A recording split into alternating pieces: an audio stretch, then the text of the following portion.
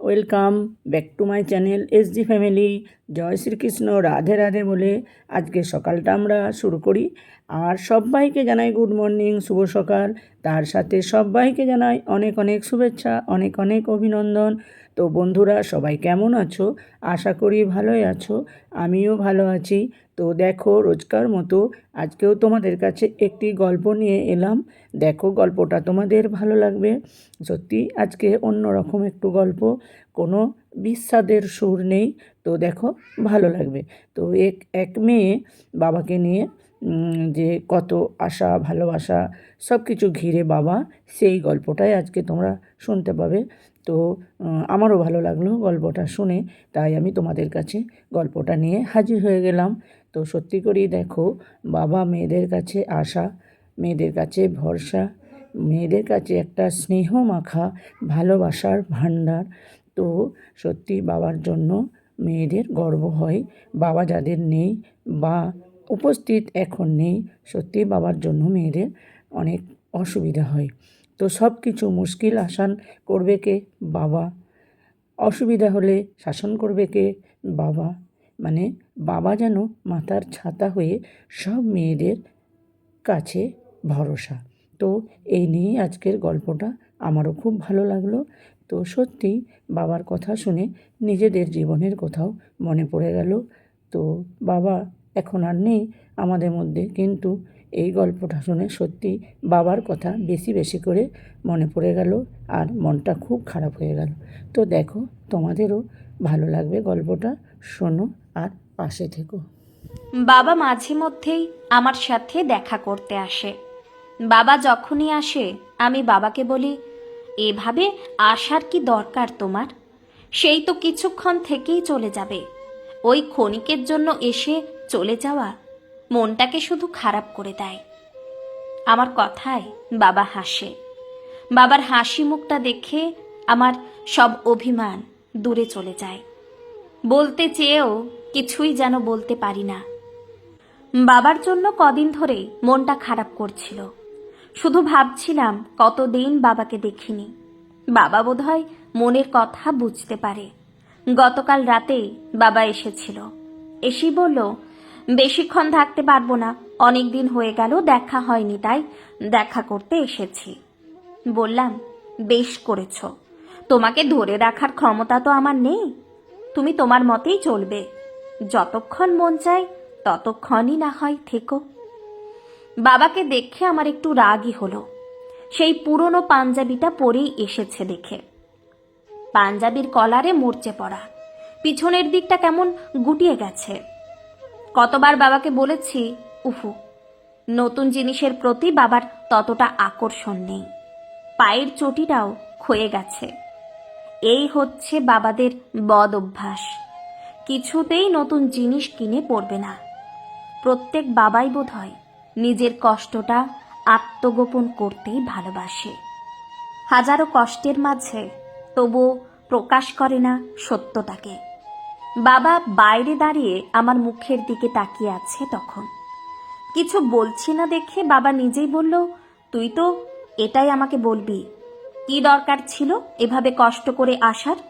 তুমি যখনই আসো আমাকে না জানিয়েই আসো। আগে থেকে জানিয়ে এলে আমি তো গাড়ি পাঠিয়ে দিতাম। এই সাইকেল নিয়ে এত কষ্ট করে আসার কোনো মানে হয়? কথাগুলো বলেই বাবা হাসছে। বাবার হাতে তখন একটা ব্যাগ। বাবার হাতের ব্যাগটা দেখে ছোটবেলার কথা মনে পড়ে গেল। ছোটবেলাতে বাবা যেখান থেকেই আসুক না কেন, ব্যাগ খুলে দেখতাম ব্যাগে কি আছে। বাবা কিছু না কিছু খাবার জিনিস নিয়ে আসতই। পুরনো অভ্যেসটা ছাড়তে পারলাম না। বাবার হাত থেকে ব্যাগটা নিয়ে দেখছি বাবা কি এনেছে এই বুড়ো ছেলের জন্য।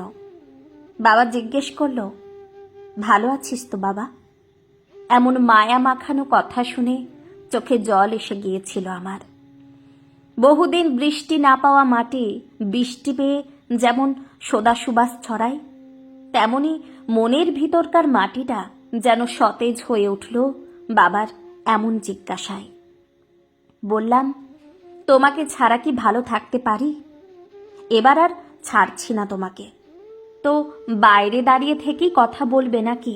ঘরে চলো, বাইরে দাঁড়িয়ে একটু কথা বলি বরং। কত চেষ্টা করেছি, বাবা কোনোদিনও ঘরে আসেনি। অথচ আমার কত বড় বাড়ি, কত সুন্দর করে সাজানো গোছানো, বাড়িতে কোনো কিছুর অভাব নেই, তবুও একরাশ শূন্যতা আমাকে ভারাক্রান্ত করে তোলে। সব থেকেও কি যেন একটা নেই। বাবা আসে ঠিকই, তাও আবার স্বপ্নে। বাস্তবের জগৎ থেকে চুপি চুপি একদিন চলে গেল অনেক দূরে। সেই যে গেল, ঠিকানাটা দিয়ে গেল না। সন্তান ছাড়া যেমন বাবা মা শূন্য, তেমনি বাবা মা ছাড়াও সন্তান শূন্য, এই উপলব্ধিটা তৈরি করে দিয়ে গেল। ভাবছিলাম তাই, আমাদের আগলে রাখার জন্য একটা হাত যদি আমাদের মা হয়, আরেকটা হাত হলো বাবা। কর্তব্যে কর্মে মাথার ওপর একটা বড় ছাদ হয়ে সব সময় যে মানুষটা আমাদের নিরাপদ আশ্রয় হয়ে থাকে, সে মানুষটা আমাদের বাবা। আজ কতদিন হয়ে গেল বাবা নেই, তবু মনে প্রাণে উপলব্ধি করে বাবা আছেন, আমার সাথেই আছেন। ছোট থেকে আমি মা নেওয়াটা ছিলাম। সব কথা মাকে যতটা বলতে পারতাম, বাবাকে কিছুই বলতাম না। সব আবদার যদিও বাবাই পূরণ করত, তবে সে কথা মাকে আগে বলতাম, আর মা বাবাকে বলতো। এটা বোধহয় আমার মতো অনেকেই করে থাকেন। ছোটবেলায় বাবাকে দূরের মানুষ বলে মনে হতো। বাবার সাথে আমার বেশি কথা হতো না, তবে মাঝে মধ্যে বাবার সঙ্গে খুঁটিনাটি বিষয় নিয়ে ঝামেলা হতোই। বাবা কিছু বললে বাবার মতকে প্রাধান্য দিতাম না। বাবা একটা কথা প্রায়ই বলতো, একদিন ঠিক বুঝতে পারবি। আজ বড় হয়ে সত্যিটা বুঝি। মানুষ যখন থাকে না, তার মূল্যটা বুঝতে পারি। আজ যা কিছু করতে হয় তা নিজেকেই করতে হয়। কোনো সিদ্ধান্ত নিতে হলে নিজেকেই নিতে হয়। বারবার সব কিছু ভাবতে হয়। বাবা থাকলে হয়তো সিদ্ধান্ত নিতে অনেক সুবিধা হতো। বড় হবার সঙ্গে সঙ্গে উপলব্ধি করলাম, বাবারা হয়তো এমনই। রাগ, অভিমান, গাম্ভীর্য আর অনুশাসনের অন্তরালে লুকিয়ে থাকে বাবাদের কোমল স্নেহময় রূপ। পৃথিবীর সবচেয়ে নিরাপদ আশ্রয়ের খোঁজ মেলে বটবৃক্ষের মতো ছায়াদানকারী বাবার বুকে। নির্মল শান্তির এ গন্তব্যটি যারা হারিয়ে ফেলে, তারা জানে এর মূল্য কতটা। কেন জানি না, বাবাকে নিয়ে আমরা হয়তো বিশেষভাবে ভাবি না। বাবাকে বুঝবার ক্ষমতাও হয়তো আমাদের নেই। বাবার কথা বলতে গেলে শেষ হবে না কখনো, লিখেও শেষ করা যাবে না। তবুও বাবার অনুপস্থিতি সর্বদাই অনুভব করি।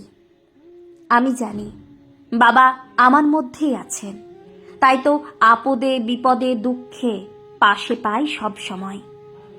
মনে মননে বাবা যে আছেন, এই অনুভূতিটাই আমাকে আত্মবিশ্বাস জাগায়, আমাকে সাহস দেয়। কিন্তু একটা কথা অদ্ভুতভাবে সত্যি, হাজারো জড়তা দূরে সরিয়ে মুখ ফুটে কখনো বাবাকে বলতে পারিনি, বাবা তোমায় খুব ভালোবাসি। জানি না কেন বলতে পারিনি। কিছু ভালোবাসা আছে যা কখনোই মুখে বলা যায় না, হয়তো মনে মনে বহুবার বলা হয়ে যায়। তবে আজ চিৎকার করে বলি, বাবা তোমাকে খুব ভালোবাসি। তবে বাবা ঠিকই বুঝতে পারেন, আমার কথা শুনতে পাই বলেই তো বাবা মাঝে মধ্যেই চলে আসে আমার স্বপ্নে হাসে।